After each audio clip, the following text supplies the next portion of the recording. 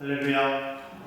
오늘 시간도 하나님께서 주시는 은혜와 평강과 기쁨이 가득하시기를 주의 이름으로 축원합니다. 우리 갈라디아서를 연구하는 학자들이 오늘 본문 11절 말씀을 통해서 여러 가지 의견들을 내놓고 있습니다. 이 큰 글자를 뜻하는 펠리코이스라고 하는 이 헬라어가 가지고 있는 뜻을 통해서 각자의 의견들을 내놓고 있는데, 그 첫 번째는 이 펠리코이스라고 하는 이 헬라어는 길다, 많다라고 하는 그런 의미를 가지고 있습니다. 그래서 이런 의미에 기반해서 오늘 이 본문 11절 말씀이 뜻하는 바는 이 갈라디아서 1장에서 6장까지의 이 긴 편지를 이야기한다라고 그렇게 해석하는 학자들이 있습니다. 또 반면에 또 이 펠리코이스라고 하는 이 헬라어는 또 크다라고 하는 그런 의미도 가지고 있습니다. 그래서 이 큰 글자가 이야기하고 있는 것 같이 이 사도 바울이 이 갈라디아서를 큰 글씨로 썼다, 그렇게 이야기를 하는 것입니다.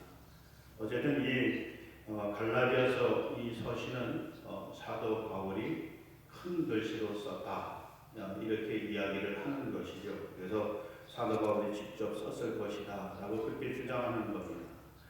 또 다른 학자들은 이 단어 헬라어를 통해서 이야기하기를 이 편지는 사실 사도 바울이 직접 쓴 편지가 아니라 사도 바울이 말하는 것을 다른 제자가 대신해서 썼다.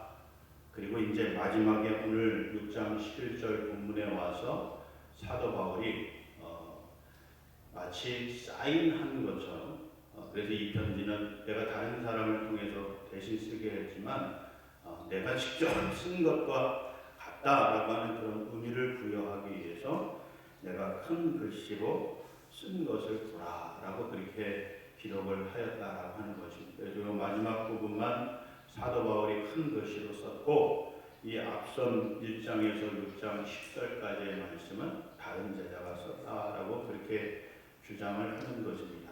이 펠리코이스라고 하는 큰 글자라고 하는 이 뜻이 길다, 많다, 크다, 이런 의미를 가지고 있는 것을 가지고 그렇게 학자들이 각각 해석을 내놓고 있는 거죠.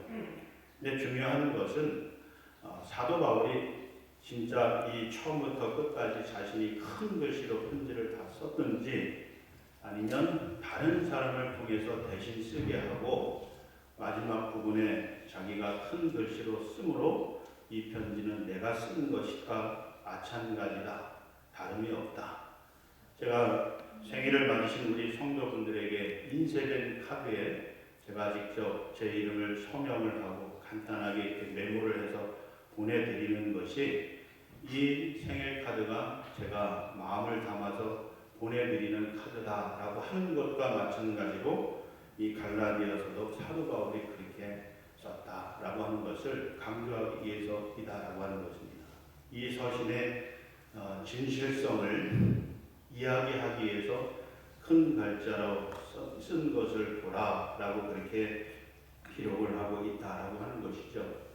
그러면서 사도 바울이 그렇게 큰 글자로 쓴 이유가 있다는 것입니다. 그것은 사도 바울이 나름대로 강조할 부분이 있어서 그렇게 썼다는 거예요. 그렇지 않고 평범한 글씨로 이 편지를 마무리했다라고 하면 굳이 그렇게 큰 글자로 썼다고 강조할 이유가 없다는 거죠. 특별히 11절 말씀이 그렇게 기록을 해놓은 이유는 사도 바울이 특별히 이 갈라디아 교회 성도들에게 강조해서 전달하고 싶은 그런 메시지가 있었기 때문이라는 것이에요. 그래서 그것을 오늘 이 본문 11절에서 16절까지 기록을 해 놓았는데, 그것을 세 가지로 정리를 해보면 이렇습니다. 첫 번째는 12절 말씀을 통해서 사도 바울이 강조하고자 하는 것은 이 거짓 율법 교사들처럼 외식하는 사람들이 되지 말라라고 하는 거예요.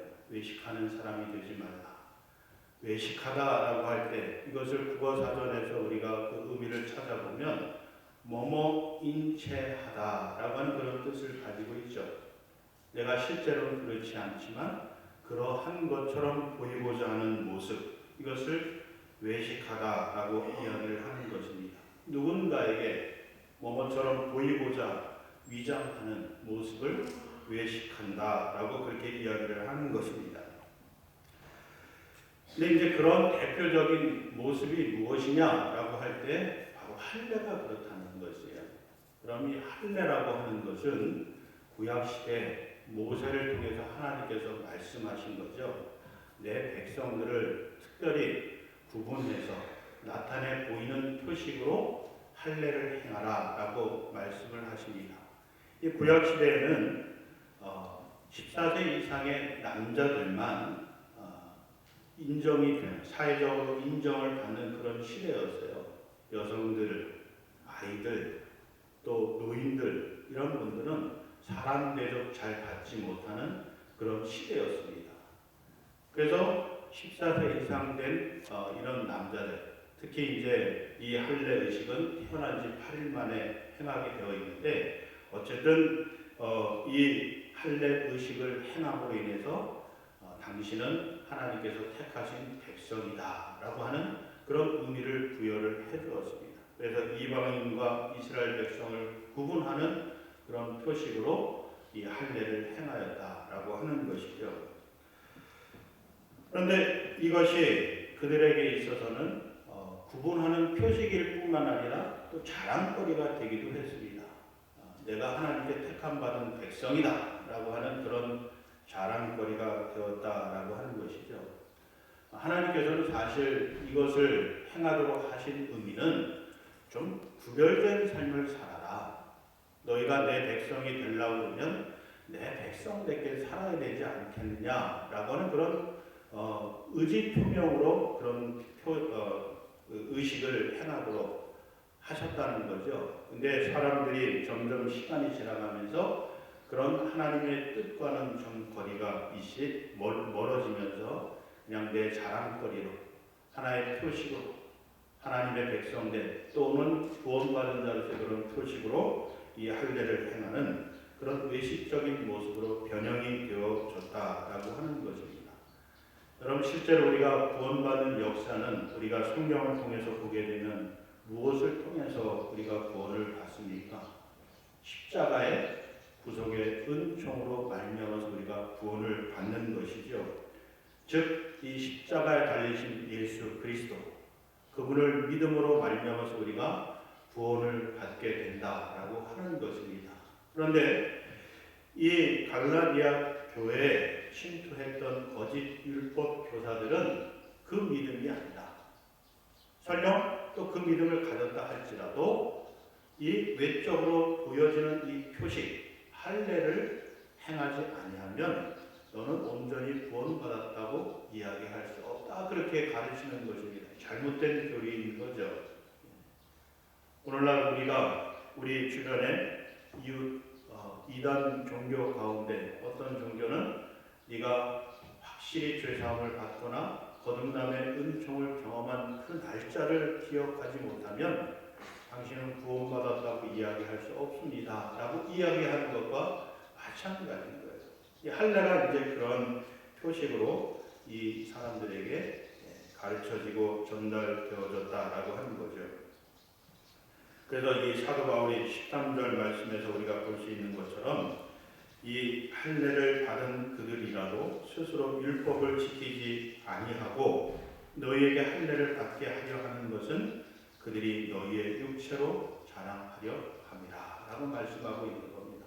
이 말씀은 이 갈라디아 교회에 침투하였던 거짓 율법 교사들이 할례를 받았어요. 그리고 할례를 받으라고 강요를 합니다. 그렇지만 실제로 그들의 삶을 돌이켜보면 율법은 지키지 아니했다라고 하는 거예요. 자신들은 율법을 지키지 않고 하나님 말씀대로 살지 않고 다른 사람에게 하나님 말씀대로 살라고 가르치는 거예요. 오늘날 제가 이 강단에 서서 하나님 말씀대로 삽시다 이렇게 말씀을 드리면서 제가 하나님 말씀대로 살지 않으면 저 또한 이 위선적인 외식하는 자들과 같은 이 거짓 율법 교사들과 별반 다를 것이 없다라고 하는 거죠. 여러분들도 마찬가지입니다. 여러분들도 정말 하나님 말씀대로 살려고 노력하는 삶을 살지 않고 하나님 믿으세요. 하나님 말씀대로 살면 복이 있습니다. 라고 이야기하는 것과 똑같다는 거예요. 이 거짓 율법 교사들이 그런 모습을 보여줬다는 거죠. 그러면서 그들의 자랑거리가 되고 그들이 구원받았다는 표식이 무엇이었냐면 하려는데 오늘 그리스도인들도 마찬가지예요. 여러분들이 나는 교회 다니기 때문에 예수를 얼마나 믿는지 모르겠지만 나는 예수를 믿기 때문에 십자가를 믿기 때문에 나는 구원받았습니다. 하나님 말씀대로 살지 않고 그렇게 이야기하는 것도 똑같은 위선적인 그런 모습이다라고 하는 거죠. 그래서 할례를 받았지만 하나님 말씀대로 살지 않는 이 외식하는 거짓 그리스도인들, 율법주의자들처럼 되지 말고 정말 진실로 하나님 말씀대로 살아가는 그런 믿음의 사람들이 되어야 된다라고 그렇게 강조하기 위해서 큰 글자로 이 편지를 써서 갈라디아 교회 성도들에게 보냈다라고 하는 것입니다. 여러분 오늘날 이 교회의 힘이라고 하는 것, 교회가 사회에 선한 영향력을 미치는 힘, 이건 어디에서 올까라고 그럴 때 숫자에 있지 않아요. 여러분 코로나19로 인해서 만천하에 드러나게 된 이단 사이비가 있죠. 뭐예요? 신천지라고 하는 집단이에요.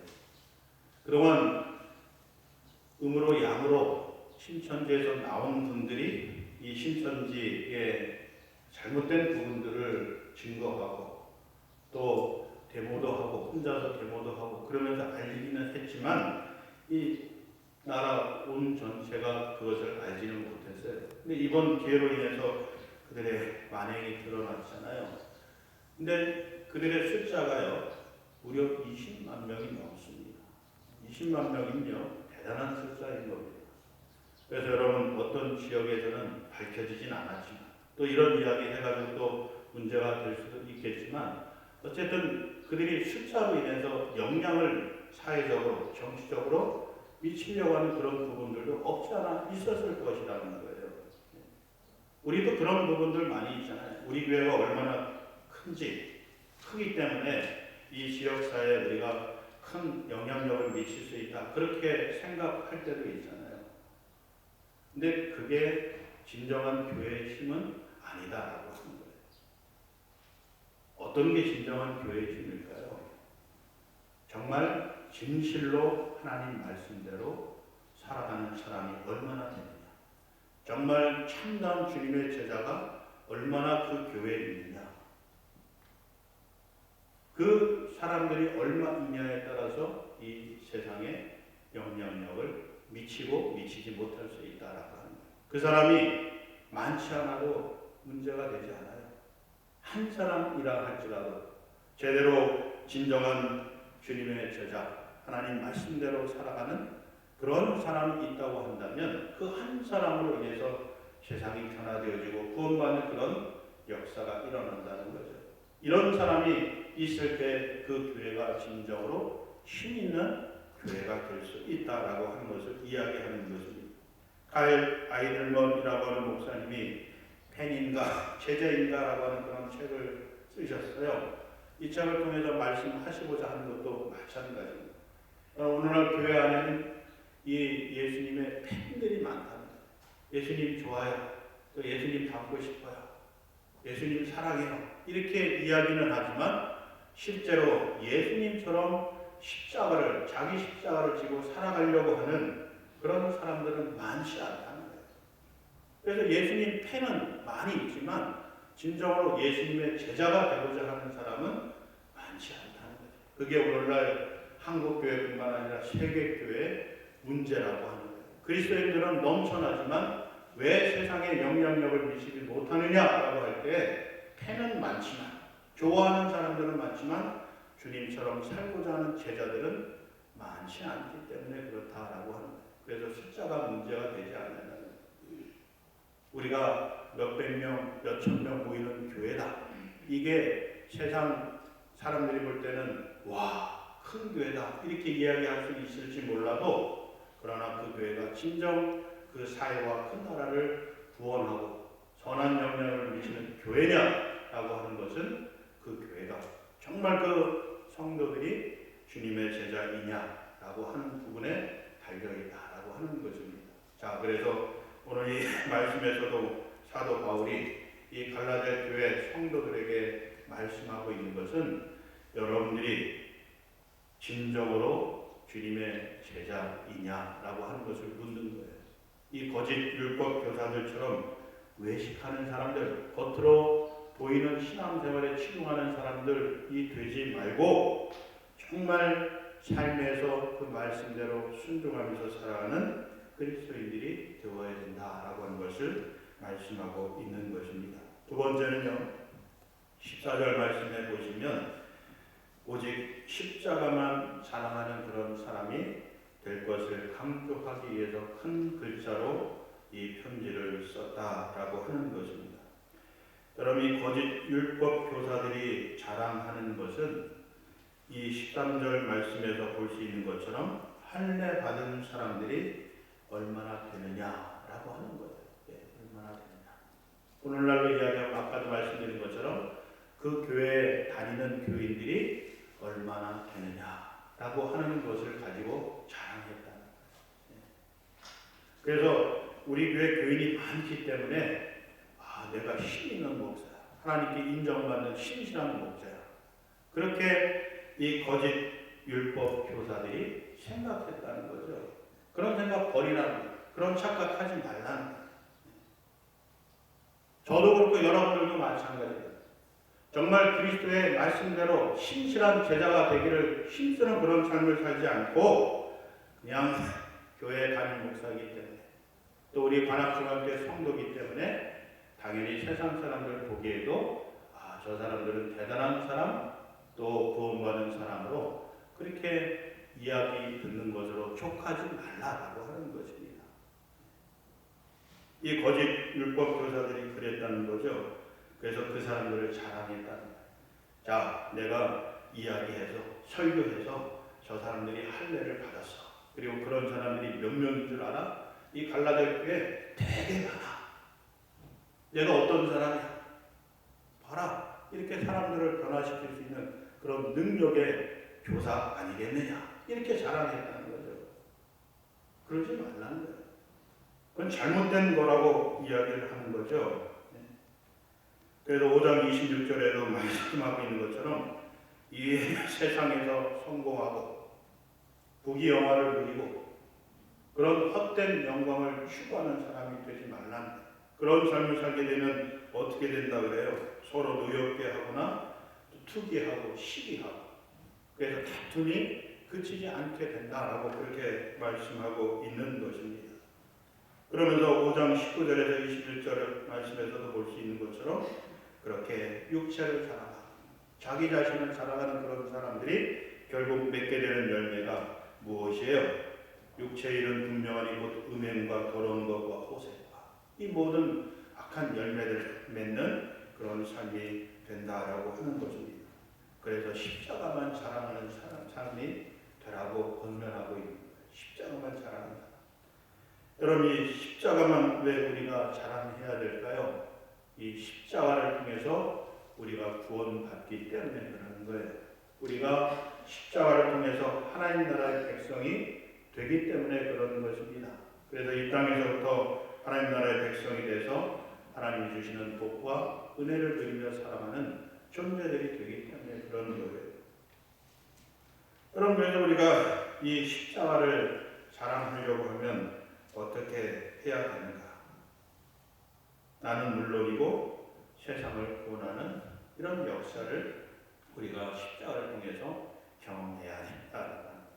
여러분이 십자가라고 자랑하라고 하는 것이 어떤 말씀이냐면 곧 예수님을 자랑하라라고 하는 거예요. 여러분들이 이 앞에 달려있는 이 십자가를 보시면서 이걸 우상시 여기시면 안 돼요. 저 십자가 모양이, 저 형체가 여러분을 구원하는 게 아니에요. 지금 눈에 보이진 않지만 저 십자가에 달려서 피를 흘리신 예수 그리스도를 여러분들이 보실 수 있어야 돼요.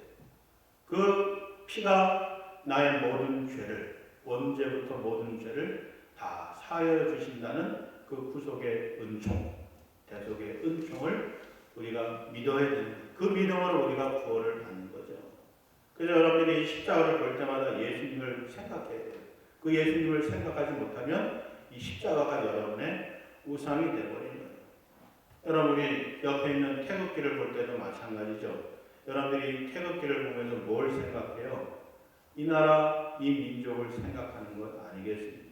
그래서 나라 사랑하는 그런 마음을 갖고 우리 그리스도인들은 그러면서 이 나라, 민족을 위해서 기도하는 이런 일을 이 태극기를 통해서 우리가 그런 경험들을 하게 되잖아요. 교회도 마찬가지예요. 교회를 이 앞에 세워놓는 이유가 무엇이에요? 그런데 이 교회기를 볼 때마다 우리 교회를 사랑하는 마음을 가지시라는 거죠. 그러면서 교회를 위해서 기도하시라는 거죠. 우리 교회가 정말 영적으로 부흥하고 정말 이 교회 가운데 참다운 주님의 제자가 생겨나기를 바라고, 그리고 그들을 통해서, 그리고 그들이 바로 내가 되기를 원하고, 그러므로 인해서 세상에 선한 영향력을 미치는 그런 교회, 그리고 이 교회에 주신 전도의 사명, 구원의 사명을 온전히 감당하는 그런 교회가 되기 위해서 기도하시라는 그런 의미에서 세워놓는 거예요. 오늘 이 본문에서도 마찬가지예요. 이 사도 바울이 왜 이 십자가 외에는 그 어떤 것도 자랑하지 말라라고 말씀하고 있는 걸까요? 그 십자가를 통해서 달리신 예수 그리스도의 보혈의 은총, 이걸 기억하면서 살아가라라고 그렇게 말씀을 하고 있는 거죠. 근데 이 거짓 율법 교사들은 어땠어요? 이 십자가와는 정반대로 할례를 자랑하는 거예요. 그 할례를 받은 사람들이 얼마냐, 이것들을 자랑하는 거예요. 겉으로 드러난 그런 표징들, 기적 사들, 이런 것들을 자랑하는 거예요. 이게 뭐 대단한 거예요. 그래서 여러분 보세요. 15절 말씀해 보시면 할례나 무할례가 아무것도 아니다, 이렇게 말씀하는 거예요. 이 거짓 교사들은 할례를 받아야지만 당신이 하나님의 백성이 됐다, 그렇게 이야기를 하는 거예요. 할례를 받아야지만 당신이 구원을 받았다, 그렇게 주장을 하는 거예요.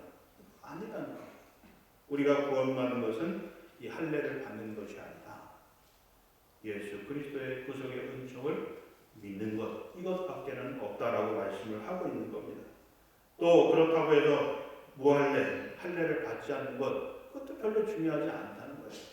내가 할례를 받지 않았기 때문에 나는 다행이야, 아니라는 거예요. 여러분 속에 정말 진실로 하나님의 말씀대로 살려고 하는 삶, 그리고 예수 그리스도에 대한 믿음, 이것이 없이는 할례를 받았거나 할례를 받지 않았거나 그것이 아무런 상관이 없다라고 하는 것입니다. 그래서 이 십자가에 달리신 예수 그리스도, 이분만을 자랑하고 증거하는 그런 성도들이 되라라고 그렇게 말씀을 하고 있는 거예요. 그러면서 마지막으로 15절 말씀을 다시 한번 보시면 사도 바울이 심정으로 강조하고 싶은 것이 무엇이냐면, 자, 우리 함께 말씀을 읽어보죠. 시작. 할례나 무할례가 아무것도 아니로되 오직 새로 지으심을 받는 것만이 중요하다. 새로 지으심을 받는 것만이 중요하다. 그럼 사도 바울도요, 새로 지으심을 받기 전까지는요, 육체를 자랑하는 그런 삶을 살았던 사람, 헛된 영광을 추구하면서 살았던 사람이에요. 그래서 우리 빌립보서에 통해서 보면 사도 바울이 정말 내가 이 세상에 어떤 유대인들보다도 진짜 유대인이고 율법주의자고, 또 내가 그런 율법을 정말 이 유대인들이 인정할 만한 스승인 가말리엘로부터 내가 사사받은 사람, 그렇게 이야기하잖아요. 자기 자랑하고 싶어서 그렇게 이야기하는 게, 내가 그런 사람이지만 내가 새로 지음을 받은 후로는, 즉 부활하신 예수 그리스도를 만난 이후로는 그 모든 것들이 다 내 배설물과 같이 생각한다라고 그렇게 고백을 하잖아요. 그러면서 오늘 이 본문에서도 이 갈라디아 교회 너희들이 정말 십자가 구속의 은총을 믿고 거듭났다고 한다면, 새로 지음을 받은 자들이 되었다고 한다면 이제부터라도 그런 삶을 사는 성도들이 되라라고 그렇게 말씀을 하는 있는 거예요. 이걸 여러분 강조하기 위해서요, 이 편지를 큰 글씨로 써서 보냈다. 물론 이 앞선 1장에서 6장까지 10절까지의 말씀 한 절 한 절이 정말 우리가 곱씹어보고 그로 인해서 주시는 은혜들을 우리가 충만히 받아 누려야 되지만, 모든 편지들은요, 그런 그 마지막 부분에 가장 중요한 부분들을 담아놓고 있는 거죠. 그래서 오늘 이 11절에서 16절까지의 말씀이 사도 바울이 손수 큰 글씨로 쓰면서 이 성도들에게 이 세 가지를 강조하는 거예요. 여기 절대로 외식하는 사람들이 되지, 외적인 부분에 치중하지 말고 진실로 주님의 제자가 되는 그런 삶을 살아라. 그리고 구원이라고 하는 것은 할례나 무할례 그게 아무것도 아니다. 정말 중요한 것은 십자가의 구속의 은총을 믿는 것이다. 그 믿음이다라고 하는 것을 강조하는 거예요. 그래서 믿는 것으로만 그쳐서는 안 된다는 거예요. 이제부터 우리가 이 새로 지음을 받은 천국에 속한 그런 백성이 된, 하나님의 자녀가 되고 하나님의 백성이 되고 주님의 제자가 된 그런 사람들은 이제 새로운 삶을 살아야 됩니다. 그 새로운 삶이 어떤 삶이에요? 그 나라에 속한 삶을 살아가야 된다는 거죠. 여러분, 오늘 우리는요, 대한민국 국민이면서 또 동시에 어떤 국민이냐면 하나님 나라 천국의 국민이에요. 그럼 우리가 어떤 법을 지켜야 되냐면 대한민국의 법도 지켜야 되고요, 그러면서 동시에 이 천국의 법도 지켜야 되는 거예요. 그래서 우리 그리스도인들은 다른 사람들과 같이 게을를 수가 없어요. 정말 한 시간 한 초를 아껴가면서 살아야 돼요. 왜? 다른 사람들은, 믿지 않는 사람들은 대한민국 법만 지키면서 살아가면 돼요. 그럼 잘 살았다고 그렇게 이야기, 칭찬을 받을 거예요. 근데 우리 그리스도인들은 그럴 수가 없는 존재들이에요. 우리는 대한민국 법도 잘 지켜야 되지만 더 나아가서 하나님의 법을 지키며 살아가는 그런 사람들이 돼요. 그러려면 남들보다 더 부지런해야 되죠. 열심으로 살아야 되는 거예요. 열정적으로 인생을 살아야 된다라고 하는 거예요. 그리고 그런 백성이 되었기 때문에 우리가 그 법을 지키는데, 그 법이 바로 이 하나님 말씀 성경이 되는 거죠. 그래서 이 말씀대로 우리가 살아가기를 힘쓰는 그런 삶이 되어야 된다. 그런 사람들에게 하나님께서 어떤 복을 주시냐라고 할 때 16절 말씀을 보시면 하나님의 이스라엘이 되는 복을 주신다라고 하는 것입니다. 이는 다른 말로 이야기하면 하나님의 백성이라고 하는 말이에요. 우리가 십자가의 구속의 은총을 믿고 진실된 믿음의 삶을 살면서 거듭나서 이 천국의 법인 하나님 말씀대로 살아가는 삶을 살게 되면 하나님의 이스라엘이 되게 해주시겠다. 하나님의 백성이 되게 해주시겠다. 영원한 천국의 백성이 되게 해주시겠다는 거예요. 여러분의 구원을 하나님께서 보장해 주시겠다고 하는 그런 약속인 거예요. 그러면서 평강과 긍휼이 있을지어다 라고 말씀하죠. 여러분, 이 평강이 뭐예요? 여러분이 생각하는 그 평강이 맞아요. 그 어떤 위협과 또 위기와 걱정과 염려, 불안으로부터 오는 평안함, 이게 바로 평강인 거죠. 여러분, 이 평강은 이 세상이 줄 수가 없어요. 여러분들이 지금 평안하십니까? 어떤 분은 평안하시고 어떤 분은 아직도 두려운 분이 있으시고 그러실 거예요. 근데 연약함으로 인해 오는 그런 불안, 두려움인 거죠. 근데요, 이 하나님이 주시는 이 평강은 무엇으로 인한 평강이냐면, 구약성경과 신약성경의 말씀을 종합해서 보게 되면 이 구원으로 인해 오는 평강을 이야기하는 거예요.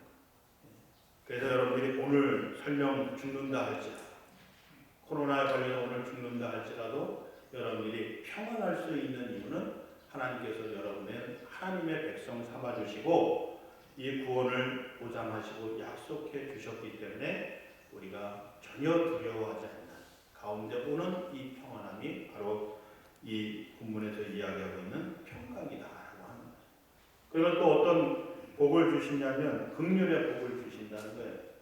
긍휼이라고 하는 게 뭐예요? 불쌍히 여기다. 그러면서 사랑을 베풀다 라고 하는 그런 의미를 담고 있잖아요. 무엇을 통해서 이런 긍휼의 은혜를 주시냐면 예수 그리스도를 통해서 이런 긍휼의 은혜를 우리 믿는 자들에게 주신다라고 하는 거예요. 그래서 여러분, 우리가 이 육신의 연약함을 해서 때때로 범죄하잖아요. 죄를 짓기도 하잖아요. 악한 생각을 갖기도 하잖아요. 어떻게 구원받은 사람이 그런 악한 생각을 할 수 있어? 당신은 완전히 구원받은 자가 아니라는 거예요.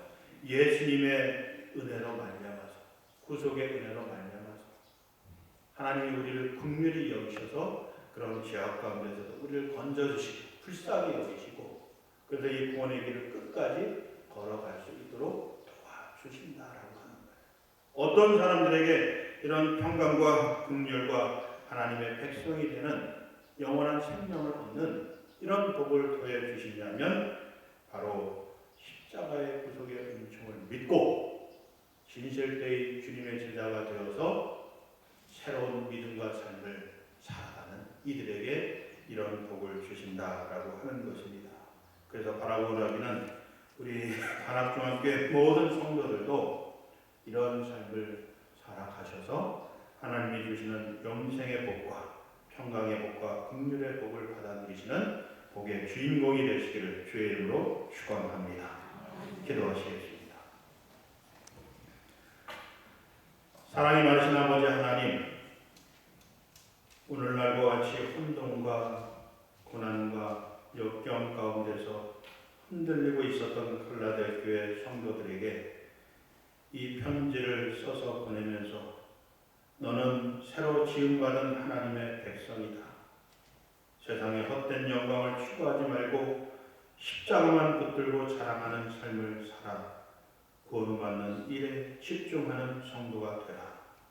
의식하지 말고 진실된 믿음의 삶을 살아서 하나님이 주시는 영생과 평강과 긍휼의 복을 받아 누리는 주인공이 되라는 이 말씀을 우리가 가슴에 새기게 하여 주시고, 우리도 그런 믿음의 삶을 살아서 하나님이 주시는 이 복을 받아 누리는 복의 사람들 되게 하여 주시옵소서.